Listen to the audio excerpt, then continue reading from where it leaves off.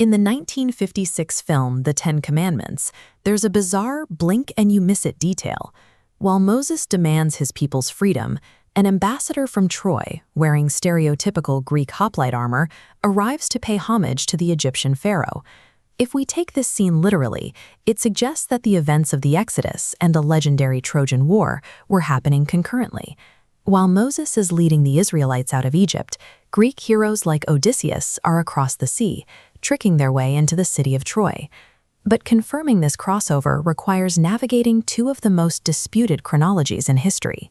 Moses and Odysseus are figures buried under thousands of years of oral tradition, with lifespans that have been debated since antiquity.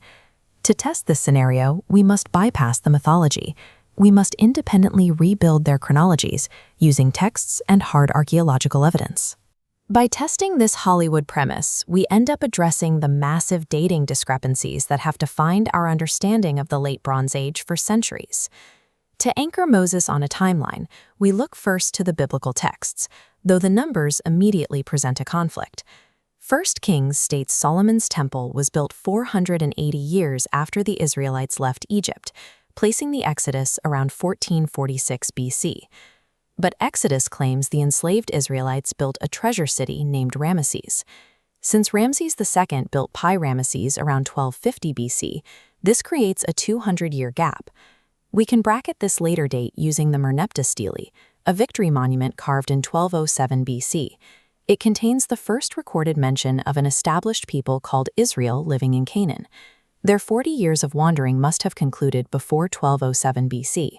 If a historical Moses existed, the physical evidence forces his life into a tight window just before 1207 BC, making him a likely contemporary of Ramses II. Now we shift to the Greek side, tracking the strategist Odysseus and the ruins of Troy. Archaeologists uncovered the actual ruins of the city at Hisarlik. Digging through the remains, researchers found a specific destruction layer known as Troy 7A. The shattered walls indicate the city was wiped out by warfare roughly around 1190 BC. This timing points to a period of massive historical disruption. Around 1200 BC, a maritime coalition known as the Sea Peoples swept across the eastern Mediterranean, toppling empires and burning coastal cities. However, Hittite diplomatic texts add a new layer of friction. This clay tablet, written by a Hittite king around 1250 BC, mentions a nation to the west that historians strongly believe refers to the Greeks. The document records an earlier hostility between Greeks and Troy, a half-century before the site was reduced to ashes. This leaves us with two distinct possibilities for Odysseus. The epic battles of the Trojan War either align with the chaotic Bronze Age collapse in 1190 BC or that earlier, documented conflict in 1250 BC. When we bring both sets of constraints together, we can check for an overlap. If we favor the later date for Moses alongside the earlier texts for the Trojan War, their lifespans intercept. Both men could theoretically have been active around 1250 BC. But a face-to-face meeting is a geographic mismatch. Odysseus spent a decade getting lost, but his recorded adventures kept him in the western Mediterranean, bypassing Egypt entirely. There are, however, alternative traditions. The Odyssey explicitly mentions that Menelaus and Helen of Troy spent years in Egypt after the war, and older myths claim the demigod Heracles traveled there as well.